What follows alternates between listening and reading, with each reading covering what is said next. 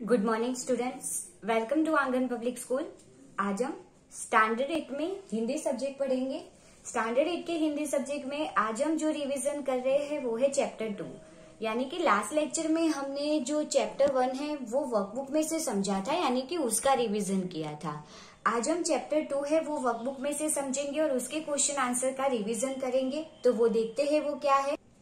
तो चैप्टर 2 है ईदगाह, जिसका साहित्य प्रकार है कहानी। तो आपको पता है कि इसमें किसकी बात आती है, तो इसमें हामिद और उसकी जो दादी है आमीना की, और जो ईदगाह यानी कि ईद का त्योहार होता है, और जो मुस्लिम लोग, मुस्लिम बिरादर है, वो नमाज अदा करने के लिए जहाँ जाते हैं वो जगह को ईदगाह कहते हैं।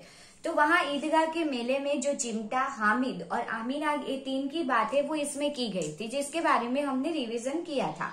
आज हम उसके क्वेश्चन आंसर समझने वाले हैं। तो विषय प्रवेश में थोड़ा इंट्रोडक्शन दिया है तो वो समझते हैं।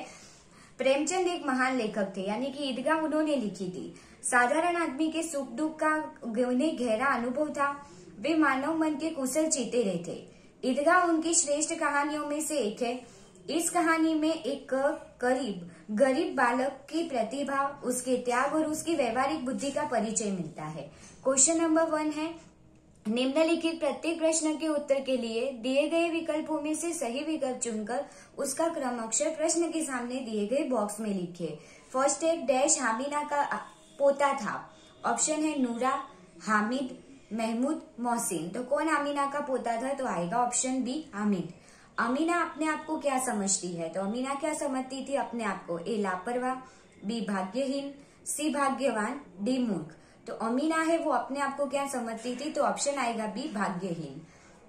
नेक्स्ट है, खिलौने देखकर कोई क्या नहीं देगा, ए शाबाशी, बी दुआएं, सी पैसे, डी बधाई।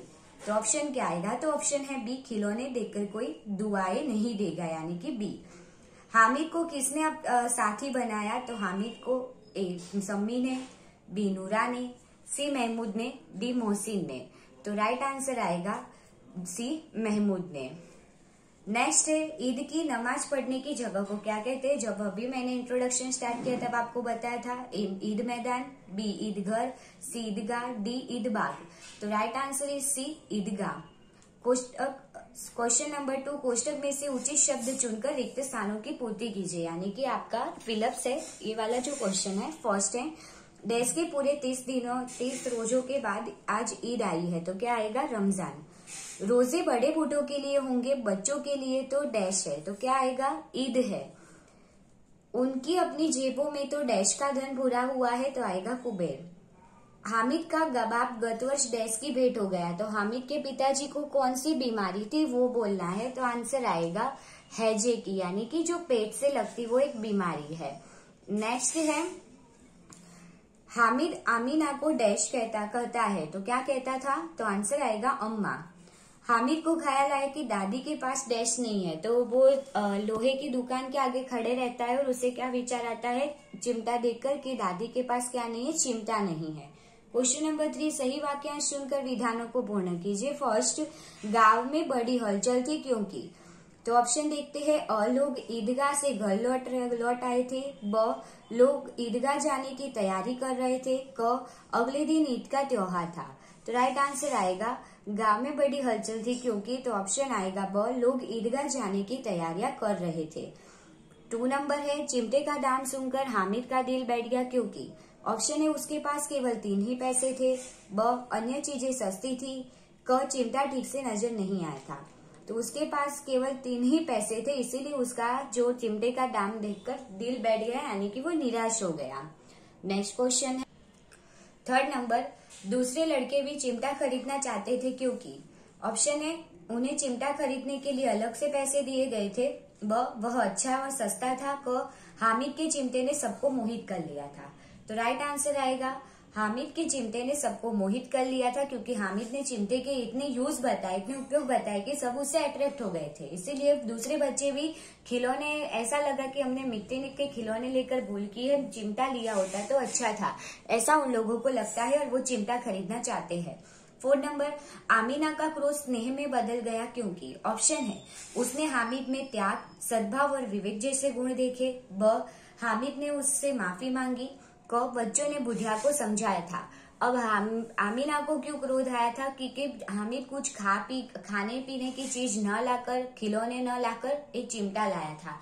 इसीलिए बच्चा सुबह से लेके शाम तक भूखा रहा और एक चिमटा लेके आया, इसीलिए उसकी दादी आमीना है उसे गुस्सा आया था। पर जैसे हामिद कहता है कि नहीं, तुम्हारे जो रोटी पकाते हाथ जल जाते, इसीलिए मैं तुम्हारे लिए चिमटा लाया हूँ। यानी कि इतना छोटा बच्चा इतना त्याग करके मेरे लिए ये सब लाया है, इसीलिए उसका जो क्रोध है, उसका गुस्सा है, वो स्नेह में यानी प्यार में परिवर्तित हो जाता है। क्वेश्चन नंबर 4, निम्नलिखित प्रश्नों के एक एक वाक्य में उत्तर लिखिए। फर्स्ट, रोजे के दिन मुसलमान क्या करते हैं? तो रोजे के दिन मुसलमान सुबह से शाम तक कुछ भी खाते पीते नहीं है, पूरा दिन उपवास करते हैं। नेक्स्ट है, रमजान ईद के दिन मुसलमान कहाँ जाते हैं? तो रमजान ईद के दिन मुसलमान नमाज पढ़ने के लिए ईदगाह जाते हैं। बेसिकली उसे मॉस्क यानी मस्जिद ही कहते हैं। महमूद और मोहसिन ने कौन कौन से खिलौने खरीदे? तो महमूद ने खाकी वर्दी और लाल पगड़ी वाला सिपाही और मोहसिन ने एक भिश्ती खरीदा। 4 नंबर, हामिद का चिमटा कौन कौन से काम कर सकता था, यानी उसके यूज क्या है? तो आएगा, हामिद का चिमटा बंदूक, फकीरों के चिमटे और मंजीरा के काम कर सकता था। 5 नंबर, दुकानों में कौन कौन से खिलौने मिल रहे थे? तो दुकानों में सिपाही, गुजरिया, राज, वकील, भिश्ती, धोबीन आदि मिट्टी के खिलौने मिल रहे थे।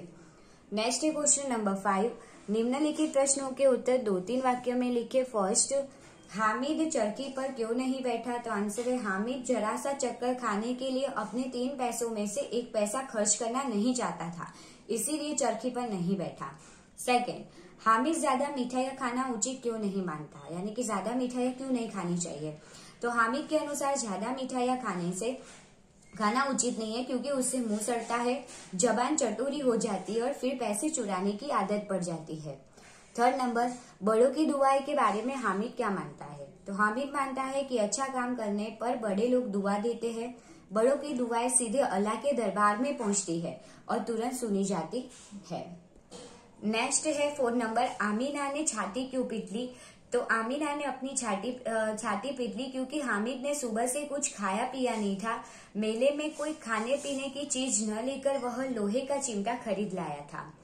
क्वेश्चन नंबर 6, निम्नलिखित प्रश्नों के उत्तर लिखिए। फर्स्ट, बूढ़ी आमीना ईद को क्यों कोस रही थी? तो आंसर लिखते हैं, बूढ़ी आमीना बहुत दुखी थी। एक ही वर्ष में उसका जवान बेटा और बहू दोनों चल बसे थे, यानी कि हामिद के मम्मी पापा मर गए थे, उसकी बात है। सिर्फ छोटा पोता हामिद ही बचा था।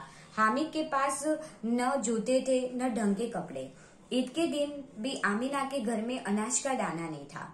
धन के नाम पर यानी पैसे के नाम पर उसके पास 5 पैसे थे और हामिद के पास 3 पैसे थे, इसीलिए ईद को कोस रही थी।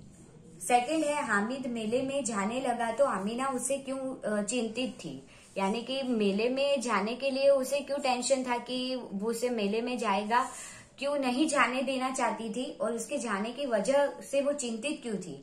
गांव के दूसरे लड़के अपने अपने माँ बाप के साथ मेले में जा रहे थे। हामिद के माँ बाप मर चुके थे। आमीना को डर था कि हामिद कहीं भीड़ में खो न जाए। हामिद के पास जूते भी नहीं थे।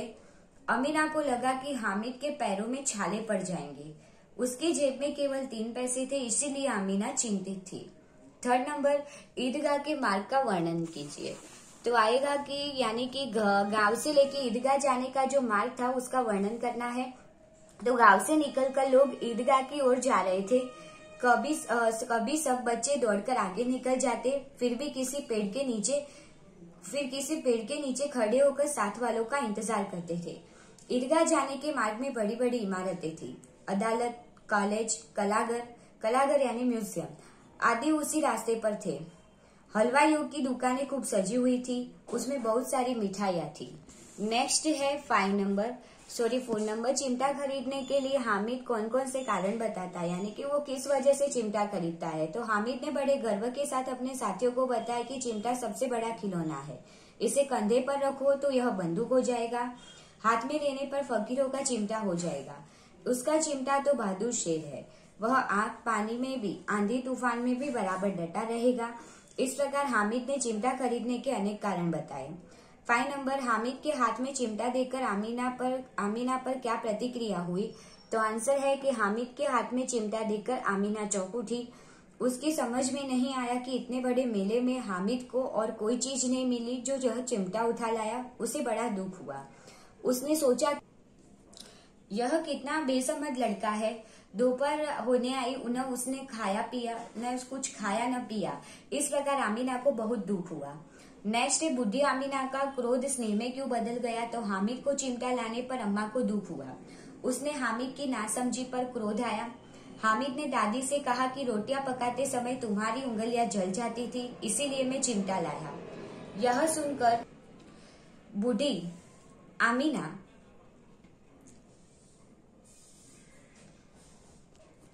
का क्रोध स्नेह में बदल गया। हामिद के त्याग, सद्भाव और विवेक पर वह न्योछावर हो गई। 7 नंबर, आप चिमटे के प्रयोग की तरह रुमाल के विविध प्रयोग बताइए। तो रुमाल का प्रयोग हाथ, मुंह और पसीना पोंछने में किया जाता है। उसके अन्य उपयोग भी है, जैसे तेज धूप में सिर पर बांध सकते हैं, हल्की बारिश में वह कुछ हद तक सिर को भीगने से बचा सकता है। रुमाल से जादू के कुछ प्रयोग भी किए जाते हैं। क्वेश्चन नंबर 8 है, इस कहानी का शीर्षक ईदगाह ही क्यों रखा गया है? इसके अलावा आप कौन सा शीर्षक देना चाहोगे, क्यों? तो ईदगाह रखा गया है, उसके अलावा क्या आप उसे दूसरा टाइटल देना चाहोगे? अगर हाँ तो क्यों?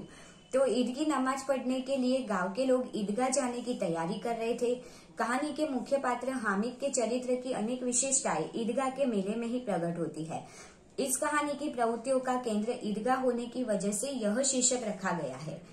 दूसरा कोई शीर्षक है तो हामिद ईदगाह के मेले में या हामिद और उसका चिमटा, ऐसा भी शीर्षक रख सकते हैं। क्वेश्चन नंबर 7, निम्नलिखित मुहावरों का अर्थ लिखकर वाक्य में प्रयोग कीजिए। तो फर्स्ट है दिल कचोटना यानी कि दुख होना। तो वाक्य है कि आमीना का दिल कचोट रहा था।